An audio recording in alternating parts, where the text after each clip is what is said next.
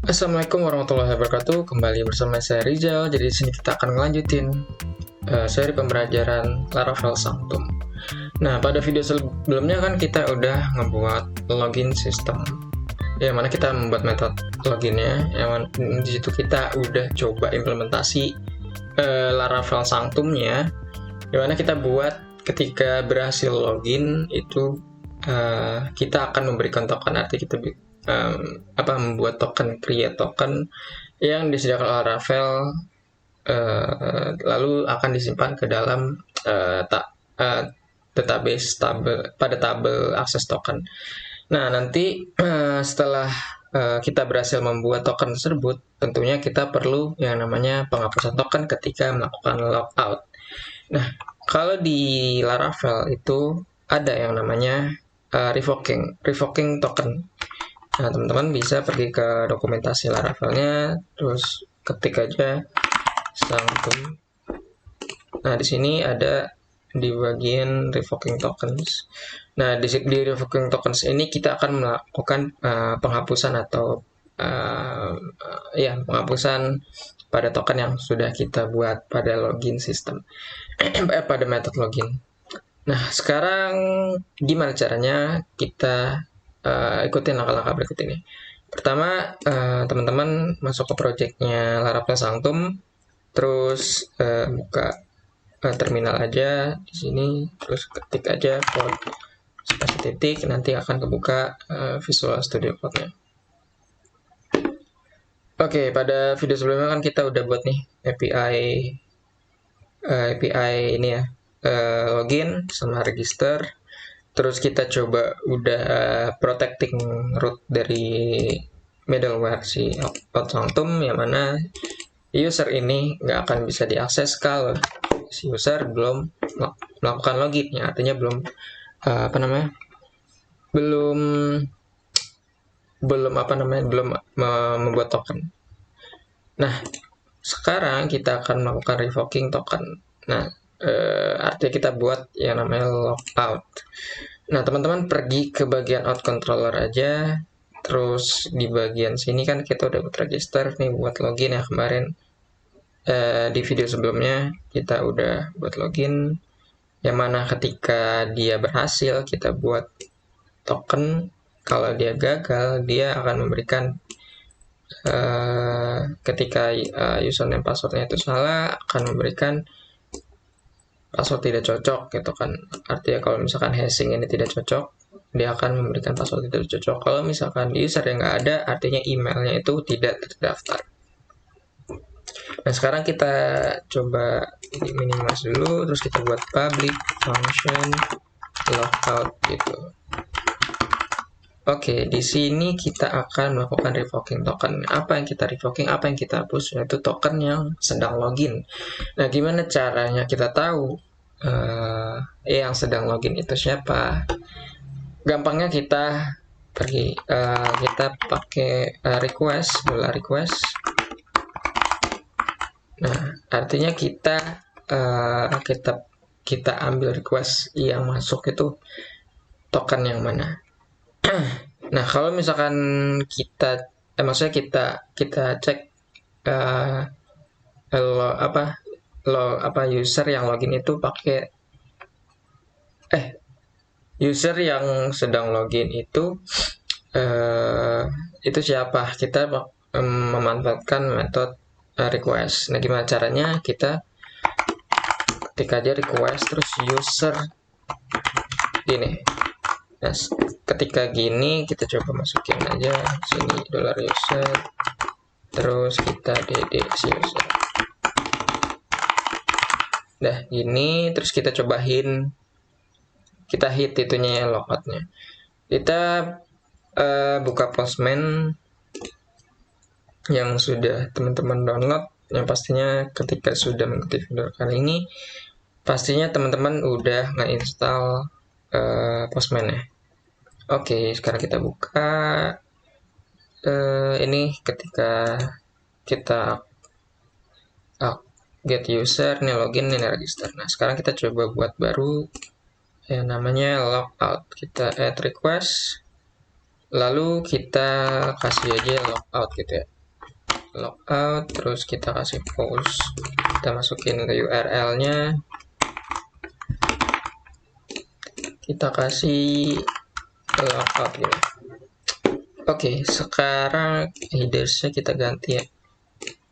Oke, udah gini aja. Harusnya nggak bisa karena kita belum serve dan kita belum buat routing API-nya. Oke, kita serve dulu deh.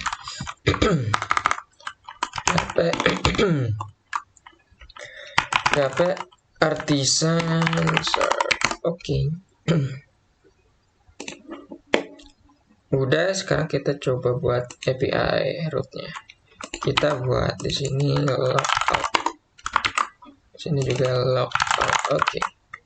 Nah, kalau teman-teman bingung, ini harus ditaruh di dalam atau ditaruh harus di luar middleware si Outsanctum. Teman-teman bayangin aja kalau misalkan kita akses fitur logout ini, pertanyaannya adalah apakah si user itu sudah melakukan login atau enggak. Yang pasti ketika kita mengakses metode logout, tentunya user harus login dulu. Itu artinya dia sudah mendapatkan token yang artinya kita bisa revoking tokennya. Berarti dia harusnya ada di dalam middleware Sanctum gitu. Karena kalau misalkan dia akses logout tapi dia belum login, itu aneh gitu. Apa yang harus di logout kan gitu. Oke, sekarang kita coba hit endpoint logoutnya. Oke, caranya kita ketik send, kita pencet send aja. Apakah berhasil atau enggak? Kita cek. Oke, database-nya belum diaktifin. Kita ke XMPP dulu. Kita aktifin MySQL-nya. Oke, kita aktifin Apache-nya juga. Kita close. Ada yang error. Oke, kita send. Oke, unauthenticated. Artinya dia diproteksi oleh middleware dari Outsanctum. Nah, caranya video sebelumnya kan kita udah praktekin ya gimana caranya untuk mengatasi hal ini, yang tentunya kita harus passing yang namanya token. Jadi token itu harus dibawa kemana-mana. Nah, caranya kita ke bearer token di mana ya? Di sini kita coba login aja nih sebagai Esan. Oke, kita berhasil login nih. Kita copy aja ke bagian logout, terus ke bagian authorization kita kasih bearer token, kita paste di sini, kita send lagi. Bisa. Oke, kita bisa berhasil masuk. Nah, di sini kita bisa lihat, kita bisa tahu nih siapa yang sedang login, yaitu esan@gmail.com. Dari mana tahunya? Ya dari token yang kita kirim di sini. Yang dari token ini yang mana dia dapatnya dari request yang ada di sini. Jadi request kita ambil data user, kita gitu. Oke, sekarang gimana? Ketika kita udah dapat data user, kita pengen hapus. Gimana caranya? Kita pergi ke dokumentasi. Kita bisa lihat di sini kan user, terus kita coba direct ke token, selalu ke delete gitu. Oke. Sekarang kita coba delete gitu. Berarti kita pergi ke sini, bener ya, ke $request ke user, terus ke tokens, lalu kita ke delete, gini. Nah, gitu. Sekarang kita coba return, kita kasih respon, return response JSON. Terus kita kasih status, misalkan statusnya adalah true. Terus message-nya adalah berhasil logout gitu aja. Nah, gini aja. Kalau teman-teman mau kirim datanya, oke juga sini data user. Udah gini aja. Sekarang teman-teman pergi ke Postman, kita coba hit lagi. Kita coba send, kita coba akses user ini deh, coba bisa nggak? Oke, udah bisa ya. Sekarang kita coba logout. Oke, datanya berhasil. Kita coba kita akses lagi dengan token yang sama. Kita send. Oke, unauthenticated. Artinya kita sudah berhasil merevoking atau menghapus token ini. Ya, artinya kita harus login lagi gitu ketika kita mau aktifin ini lagi. Kita coba lagi, kita send. Kita dapat token baru, kita copy, kita paste di sini, kita coba paste, kita send. Oke, kita bisa akses. Ketika kita coba logout, coba kalau misalkan kita logout terus kita send lagi. Oke, berhasil logout. Kita coba hit ke sini, unauthenticated. Artinya kita sudah berhasil merevoking token kita. Oke. Di sini kita mau di sini saya mau nambahin aja sih di bagian respons. Mungkin teman-teman akan capek gitu ya. Mungkin ini akan terlihat bikin ribet, padahal ketika kita buat metodenya banyak, terus ini akan bisa membantu teman-teman membuat respons yang mana respons itu bisa respons itu kayak diulang-ulang gitu, kayak misalkan di bagian sini ya, dia status false, terus message-nya ya mungkin yang berbeda, yang nanti akan kita passing variabelnya. Nah, gimana caranya biar nggak kayak gini ya, saya biar lebih clean lagi gitu code-nya, kita pakai yang namanya macros, respon macros. Nah, gimana caranya? Sebenarnya teman-teman bisa pergi ke dokumentasinya, tapi kita coba langsung implementasi ya di bagian sini. Teman-teman pergi ke bagian providers, app service providers, terus ke bagian boot sini, teman ketik response ini, terus teman-teman pilih yang HTTP sih ya, kita coba !2.2, terus ketik makro, terus kasih function closure function. Gini, dia butuh dua parameter argumen. Yang pertama adalah name, yang kedua adalah makronya. Nah, makronya kita pakai closure function aja. Nah, di bagian kiri kita kasih nama makronya itu apa? Kita kasih error misalkan. Kita kasih error. Sekarang kita coba kasih return respon. Gini aja deh. Kita copy aja deh di bagian sini, kita copy, kita paste di sini. Ini, oke. Nah, sekarang status ini kan ketika dia gagal, otomatis tetap false. Jadi kita akan set dia false. Nah, kalau di message itu pasti berbeda. Ya, artinya bisa aja password tidak cocok, bisa aja dia itu email belum terdaftar gitu kan. Nah, gimana caranya? Kita kasih passing variable di sini, $ misalkan message gitu. Nah, terus kita passing ke sini $message. Oke, simple gitu aja. Kita langsung bisa pakai respons makronya. Oke, gimana cara pakainya? Kita pergi ke sini, kita coba ganti ya yang ini, password tidak cocok nih, kita copy aja nih message-nya. Nah, caranya teman-teman return tentu pakai respons juga. Nah, cuman di sini respon.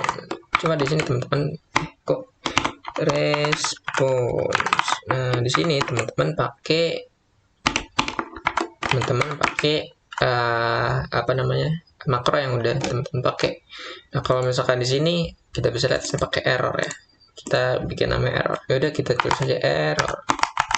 Ini kita kayak gini lagi, terus kita lihat di bagian sini ya. Dia itu butuh satu parameter ya. Satu parameternya itu message. Kita kasih message gini. Message-nya adalah kita kasih string gini ya tadi, password tidak cocok. Terus kita copy lagi ini kan, kita kasih ini ada ini ke copy, kita duplicate gimana? kita duplikat taruh bawah, ini kita hapus, ini kita paste. Oke, terus lebih clean ya, lebih clean. Nanti kita akan coba apakah sama atau enggak. Kita coba kasih sini. Ini berhasil ya. Yang gagal, mana yang gagal? Udah, itu aja dulu. Oke, berarti dari sintaks gini, ini jadi kayak gini kan, lebih clean lagi kan kita pakainya. Lebih clean lagi kita. Oke, sekarang kita coba tes ya di login. Ketika password itu tidak cocok, mungkin kita coba password tidak cocok. Bagian login, kita coba password kita salahin, kita send ke respon factory error. Oke, kayaknya kita salah import deh di bagian sini. Kita nggak pakai respons ini deh. Respons pakainya client kayaknya deh. Coba ya, kita coba send lagi. Kita coba send, kita hit lagi. Nggak bisa juga ya. Oke, jadi tadi error karena kita salah import ya. Ternyata kita pakai message response. Kita pakai support message. Untuk codingan sebelumnya sebenarnya nggak salah gitu, cuma kita salah import aja gitu. Nah, kalau misalnya kita coba send lagi, oke, password tidak cocok. Kalau misalkan usernya nggak ada, oke, email belum terdaftar ya. Jadi clean code lagi ya. Jadi kode kita lebih clean lagi gitu. Oke, video tentang revoking tokens dan clean code di bagian response kita sudah lakukan. Sampai sini dulu videonya. Nanti akan kita lanjutkan. Mungkin nanti kita akan lakuin yang namanya abilities. Oke, sampai sini dulu. Terima kasih.